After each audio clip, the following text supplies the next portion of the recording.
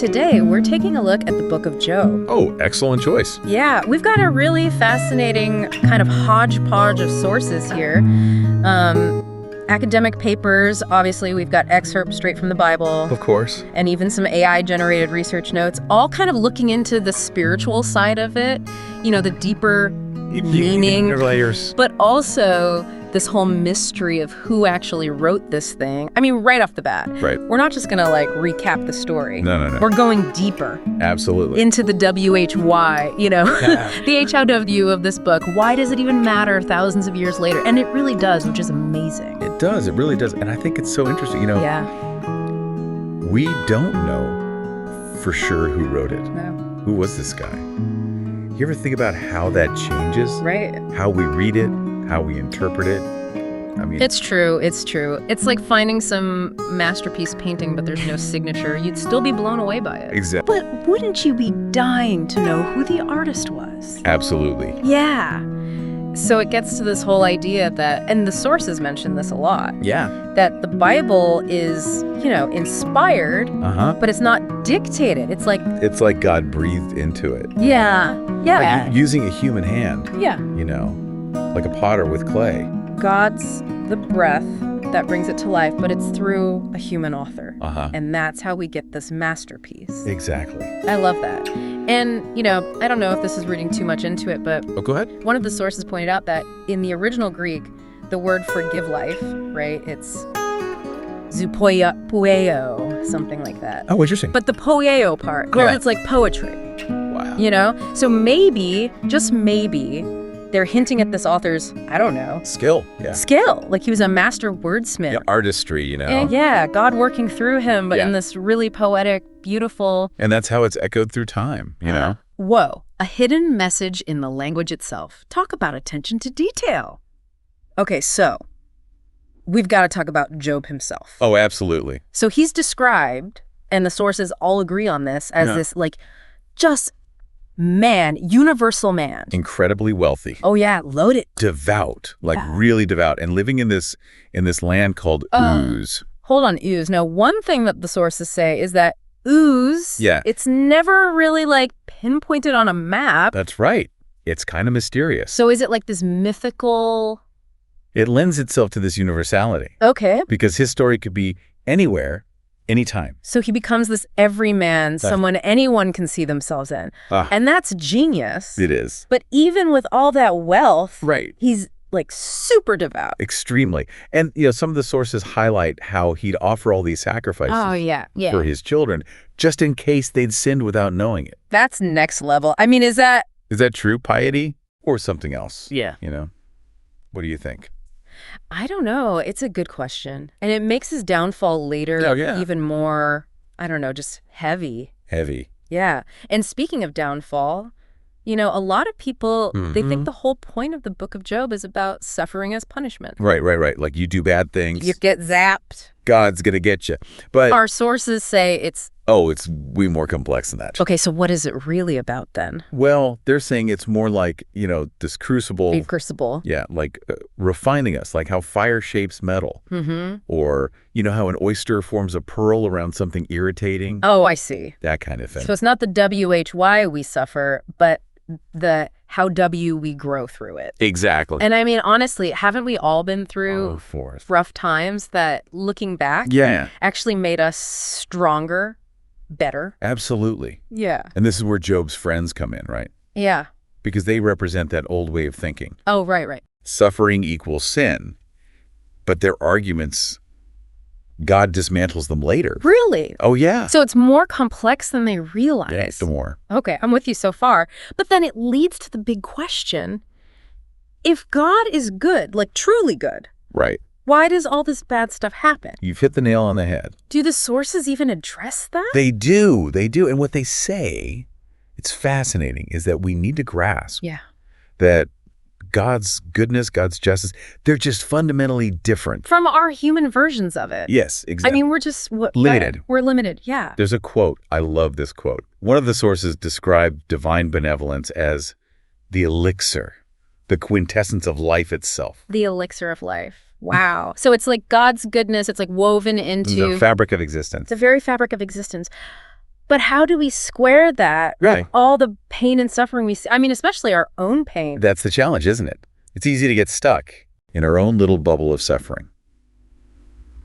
But Job, it pushes us to think bigger, acknowledge the mysteries, the stuff we may never understand. Like we're trying to understand the ocean by looking at a single drop of water. Exactly. It's humbling. But okay, how is the story actually told? What's unique about the way it's written? That's one of the most fascinating things. I mean, you get this blend of poetry and prose. Oh, really? Creates incredible tension. It's almost like a play unfolding. Oh, wow. It's like Shakespeare meets the Bible. In a way, yeah. And it's not just that. There are all these connections to other ancient stories, too. Like what? Oh, you've got the Babylonian poem, The Righteous Sufferer. You've got echoes of the Epic of Gilgamesh. So this idea of suffering when you don't deserve it, that's not just a biblical thing. Not at all. It's a question that's haunted humanity for, well, forever. Okay, so we've got this mystery author, the universal setting, Job the righteous dude who's really suffering. And then there's, his friends. Oh, yeah, his friends. What are their names again? So you've got Eliphaz, Bildad, and Zophar. Right. And they're supposed to be his support system, right? Like his crew. You would think, right? But their arguments are what make it so interesting. I mean, they come from a place of tradition, the wisdom of the time. Yeah. But ultimately, they highlight just how limited we are when it comes to understanding God and why we suffer. And it's like they're so focused on proving Job wrong, putting him in this box. Right. They miss the chance to just be there for him. You know? Like they make it worse, even though they're trying to help. Exactly. Yeah. And then there's Elihu, who really throws a wrench in everything. Elihu. Who's that? He's younger, doesn't quite fit the mold. Uh-huh. And he brings this fresh perspective. Okay. He suggests suffering could be God's way of disciplining, not just punishing. Interesting. So he shakes things up a bit. Oh, yeah. Challenges everyone to think differently. All right, so we've got the mystery author, a place that could be anywhere, Job, who's going through it, and this group of friends trying to, I don't know, figure it all out. It feels like we're just getting started. Oh, we're just scratching the surface. The book of Job, it's got layers, Each one reveals a little bit more about suffering, faith, and God. Okay, so where do we go from here? Let's dive in a little deeper, shall we? And this is where things get really interesting. Job, he actually starts to question God directly. Whoa, hold on. He's not just like complaining about his situation. No, it's more than that. He's demanding answers, challenging everything he thought he knew about God. It's like he goes from these beautiful prayers to like straight up protests. It's powerful stuff. And I think, anyone who's been through something truly awful can relate to that anger. Absolutely. I mean, the sources don't hold back either. He's sitting on a pile of ash covered in sores. It's brutal. It's meant to be. It's a raw, visceral depiction of suffering. But it also reveals this very human side of faith. Yeah. That even the most devout among us can wrestle with doubt when things get really bad. Yeah, it's like that primal scream of, why me? Exactly. And his friends, well, they don't exactly help. Really? I mean, they're supposed to be there for him, right? They are, but their arguments, even though they're based on what was considered wisdom at the time, it just shows how limited human understanding can be. Yeah. Especially when it comes to the mysteries of God. So they're trying to comfort him, but they're actually making it worse. In a way, yes. They're so focused on fitting his experience into their neat little theological boxes, they miss the opportunity to just be present with him in his pain. Just listen. So Job's questioning God. His friends are offering unhelpful advice. What happens next? Does he get any real answers? Well, this is where it gets really powerful. God speaks. Oh, okay. And how does that happen? Does he, appear to Job? Out of a whirlwind. Whoa, hold on. Out of a whirlwind. Talk about dramatic entrance. It's one of those moments in Scripture that just sends chills down your spine. And what God says isn't a simple explanation for Job's suffering. Oh. He doesn't offer a list of reasons or try to defend himself. Instead, he reveals the sheer vastness of creation, the incomprehensible scope of his power. It's like he's asking Job, were you there when I created the universe? Do you understand how all this works? Wow. It's like God's putting things into perspective. We're so small, and we think we have it all figured out. Exactly. And what's interesting is that Job, after hearing God's voice, he repents. Repents? But I thought he was the righteous one. He was, but he repents of his questioning. Not because he suddenly understands everything, but because he recognizes the overwhelming power and wisdom of God. So it's not about getting all the answers, about what, surrendering to something bigger than yourself? Yes, trusting even when you don't understand. And in that surrender, Job finds a new kind of peace, a deeper faith. Okay, I get that. But then the ending, it's always kind of bothered me. After all that pain, all that questioning, Job ends up back where he started. His wealth is restored. He has a new family. It's like hitting the reset button. That's a question that's been debated for centuries. Some see it as a happy ending, a reward for his faithfulness. Okay. Others find it unsatisfying, like it undermines the whole point of his struggle. Right. Like, is the message here that if we just tough it out, God will eventually give us back everything we lost? I don't think the book of Job is about easy answers or guaranteed happy endings. It's about grappling with the big questions, wrestling with doubt, and finding a deeper faith, even when surrounded by mystery. It's not about what you gain or lose. It's about the changes that happen inside you when you face the really tough stuff. Okay, so it's about the journey, not the destination. I can get behind that. But let's be real, this book is old. Thousands of years old. I know, right? Why should someone today, dealing with 21st century problems, even care about this ancient story? That's what's amazing about the book of Job. It speaks to something universal. Like what? The search for meaning, trying to find purpose when the world feels chaotic and unfair. Those are definitely things we still struggle with today. Absolutely. The questions it raises, they're just as relevant now as they were back then. So it's like holding up a mirror to our own struggles, even though it's an ancient text. Exactly. And the way it's written, the poetry, the imagery. Yeah. It all just pulls you in. You feel the weight of what Job's going through. You're not just reading it, you're experiencing it. Yes. And then there's his friends, right?